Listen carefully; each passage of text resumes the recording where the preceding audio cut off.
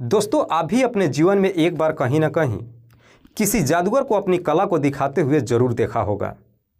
ये जादूगर अपनी कला को इतने शानदार तरीके से दिखाते हैं कि देखने वाला एकदम भौंचक्का रह जाता है और पूछने पे मजबूर हो जाता है कि क्या वाकई में जादू होता है। लेकिन जादूगर भी बड़ी ईमानदारी से अपने सवालों का जवाब देते हुए कहता है कि इस दुनिया में जादू नाम का कोई चीज़ नहीं होता है। ये सारी बातें आज मैं आप लोग के सामने सिर्फ इसलिए रख रहा हूँ क्योंकि आज की कहानी में एक परिवार के साथ ऐसी ऐसी घटनाएं होती हैं कि जब इसका असलियत लोगों को मालूम चलता है तो वाकई में हर कोई चौंक सा जाता है। दरअसल इस परिवार के अंदर घर के दीवारों पर टंगी कपड़ों में अचानक से आग लग जाती है, जबकि वहाँ आसपास में कुछ भी नहीं होता है।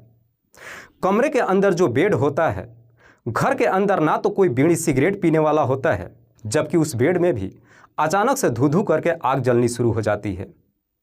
घर के बाहर जो पशुओं के खाने के लिए चारा रखा गया है, बाहर ना तो तेज धूप है ना ही कोई ज्वलनशील पदार्थ है, उस चारे में भी अचानक से आग लग जाती है।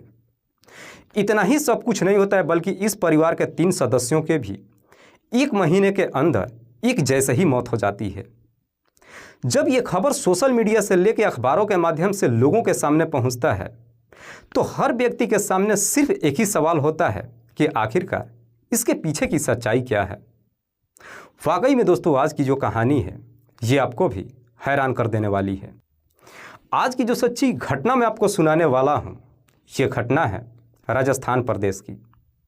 राजस्थान का एक शहर पड़ता है चूरू, और इसी चूरू का एक गांव आता है भैंसाली, और इसी भैंसाली गांव का रहने वाला भूप सिंह जिसकी उम्र है लगभग 33 साल के आसपास। भूप सिंह के परिवार में उसकी पत्नी मेनका के अलावा और 5 सदस्य हैं, जिसमें उसके 2 बेटे, एक माँ और दादा दादी। दादी का नाम है कस्तूरी, जिसकी उम्र है 82 साल। दादा का नाम है हरि सिंह, जिनकी उम्र भी लगभग 82 साल के ही आसपास है। माँ का नाम है संतोषी और 2 बेटा, जिसमें बड़ा बेटा अनुराग जिसकी उम्र है 7 साल और छोटा बेटा गर्वित जिसकी उम्र है 4 साल। यह पूरा परिवार इसी भैंसाली गांव में बड़ी खुशहाल तरीके से अपना जीवन व्यतीत करता है। लेकिन भूप सिंह के परिवार में दुखों का पहाड़ तब टूट पड़ता है जब 1 फरवरी 2024 को सुबह सुबह उसकी दादी कस्तूरी को खून की उल्टियां होनी शुरू हो जाती है। इससे पहले कि उसे हॉस्पिटल में लेकर के जाते, कस्तूरी की मौत हो जाती है, जिसकी वजह से भूप सिंह का पूरा परिवार काफ़ी सदमे में आ जाता है। जैसे तैसे करके उनका अंतिम संस्कार करता है। अभी भूप सिंह का पूरा परिवार अपने गम से बाहर भी नहीं निकलता है। जैसे ही 12 दिन का और समय गुजरता है कि ठीक 12 दिन बाद भूप सिंह का सबसे छोटा बेटा गर्वित की भी सुबह सुबह अपनी दादी के जैसे ही खून की उल्टियां होनी शुरू हो जाती है। इससे पहले कि भूप सिंह अपने बच्चे को भी हॉस्पिटल में लेकर के जाता, गर्वित की भी मौत हो जाती है। पूरे परिवार को समझ में नहीं आता कि आखिरकार उसके घर में चल क्या रहा है। जैसे तैसे करके उन मसलों का हल निकालने का अभी सोच ही रहे थे, पर जैसे ही 15 दिन का और समय गुजरता है, ठीक 15 दिन बाद 28 फरवरी 2024 को सुबह सुबह भूप सिंह का बेटा अनुराग को भी अपने दादी और भाई के जैसे ही सुबह सुबह खून की उल्टियां होनी शुरू हो जाती है। आनन फानन में अपने बेटे अनुराग को लेकर हॉस्पिटल तो जाता है, लेकिन रास्ते में ही अनुराग की भी मौत हो जाती है। एक ही परिवार के अंदर 3 सदस्यों की एक जैसे ही जब मौत हो जाती है, पूरे गांव में डर का माहौल बन जाता है। किसी को कुछ समझ में नहीं आता कि आखिरकार भूप सिंह के परिवार के अंदर चल क्या रहा है। लेकिन भूप सिंह के परिवार की मुसीबत इतने पे ही खत्म नहीं होती है, बल्कि जिस दिन उसके बड़े बेटे की मौत होती है, ठीक उसके अगले दिन उसके घर में एक और भी कांड हो जाता है। दरअसल उसके घर के दीवार पे जो कपड़ा टंगा होता है, अचानक से उन कपड़ों में आग लग जाती है, जबकि उसके आसपास में कोई भी ऐसा चीज़ नहीं होता है जिससे आग निकलने की कोई संभावना होती है। अगले ही दिन उसके कमरे के अंदर जो बेड रखा होता है, उस बेड में भी धू धू करके आग जलनी शुरू हो जाती है। अपने पशुओं को चारा खिलाने के लिए घर के बाहर जो चारा रखा हुआ था, अचानक उस चारे में भी आग लग जाती है। बार बार जब उसके घर के अंदर हर कोने में जब आग लगनी शुरू हो जाती है, इस बात की जानकारी जब गांव के लोगों को मालूम चलता है, लोग भी एकदम काफ़ी परेशान हो उठते हैं। हालांकि लोग भूप सिंह को मदद करने के लिए एक तरकीब भी निकालते हैं। ट्रैक्टर पे कुछ पानी की टंकी रख लेते हैं और ला करके भूप सिंह के घर के सामने रख देते हैं और ये सोचते हैं कि अगर कहीं भी उसके घर में आग लगती है आनन फानन में, उस आग को बुझा दिया जाएगा। लेकिन इस तरह से करने से उस मसले का हल नहीं होने वाला था। इसलिए गांव के लोग अब भूप सिंह को सुझाव देते हुए कहते हैं कि तुम्हारे घर में चल क्या रहा है, अगर वाकई में तुझे जानना है तो तुम अपने घर में सीसीटीवी ला करके लगा दो। भूप सिंह अपने गांव वालों की बात मान लेता है।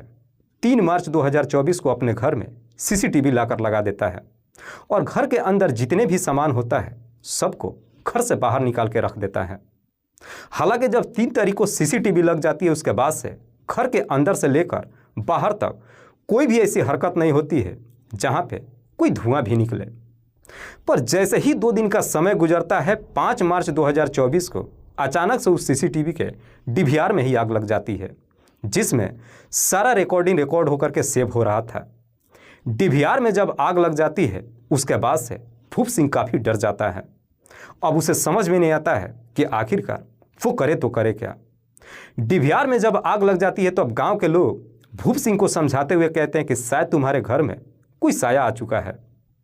अगर उससे निजात तुम्हें पाना है तो तुम्हारे पास मात्र एक ही उपाय है कि तुम किसी तांत्रिक को अपने घर में लाओ और पूजा पाठ कराओ।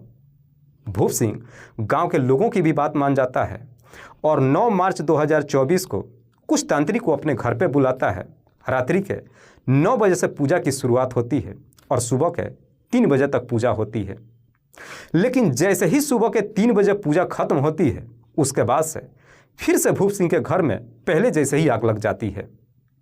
इस बात की जानकारी इधर पुलिस को जब मालूम चलती है, पुलिस भूप सिंह के घर पे जाती है और उसके घर के अंदर जितने भी तांत्रिक होते हैं सबको अपने कस्टडी में ले लेती है। लेकिन तांत्रिकों को जब अपने कस्टडी में लेती है, भूप सिंह के साथ साथ गांव के लोग भी पुलिस का विरोध करने लगते हैं। पुलिस लोगों को समझाते हुए कहती है कि ये तांत्रिक लोगों के अंदर भ्रम फैलाने का काम कर रहे हैं, इसीलिए इन तांत्रिकों को हमें अपने कस्टडी में लेना पड़ रहा है।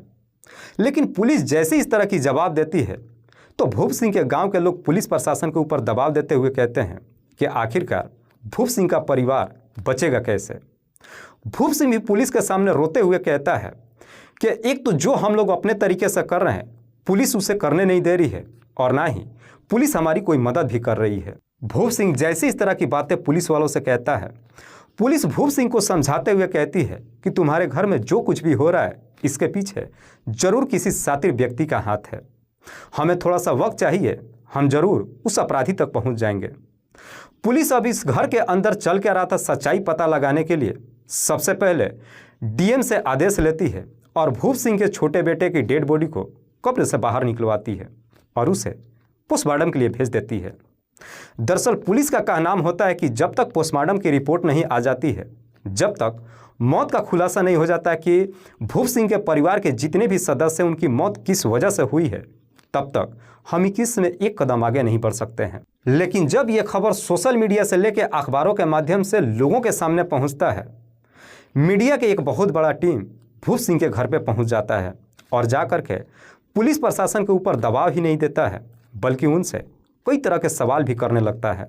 पुलिस मीडिया के सवालों का जवाब देते हुए कहती है कि भूप सिंह के घर के अंदर जो कुछ भी चल रहा है इसमें जरूर किसी न किसी शातिर व्यक्ति का हाथ है, जिसका भूप सिंह के पूरे परिवार के साथ या तो दुश्मनी होगी या फिर घर के अंदर कोई ऐसा है जिसका कोई ना कोई प्रेम प्रसंग चल रहा होगा। एक बार जैसे ही हमारे पास पोस्टमार्टम रिपोर्ट आ जाती है, पोस्टमार्टम रिपोर्ट से जब यह खुलासा हो जाएगा कि सबकी मौत किस वजह से हुई है, कैसे भी करके हम अपराधी को जरूर सामने लेकर आएंगे। बहरहाल पुलिस अभी अपना काम कर रही है, लेकिन पुलिस ने इस मामले में अभी तक किसी को अपने कस्टडी में नहीं लिया है। लेकिन भूप सिंह के साथ साथ उसके पूरे गांव के लोग भी दहशत के साथ अपनी ज़िंदगी जी रहे हैं। सबका एक ही कहनाम है कि पुलिस जैसे भी करके इस केस का खुलासा जरूर करे। देखने वाली बात है कि आखिरकार पुलिस अब इस केस की खुलासा कब करती है और आखिरकार अपराधियों को सामने कब लेकर के आती है, जिससे लोगों को भी मालूम चले कि आखिरकार भूप सिंह के घर के अंदर जो ये घटनाएं हो रही है इनके पीछे किसका हाथ है और आखिरकार सच्चाई क्या है। दोस्तों, इस पूरी घटना के बारे में आप क्या सोचते हैं? आप अपनी राय हमें कमेंट बॉक्स में जरूर दीजिएगा। तब तक के लिए जय हिंद, जय भारत।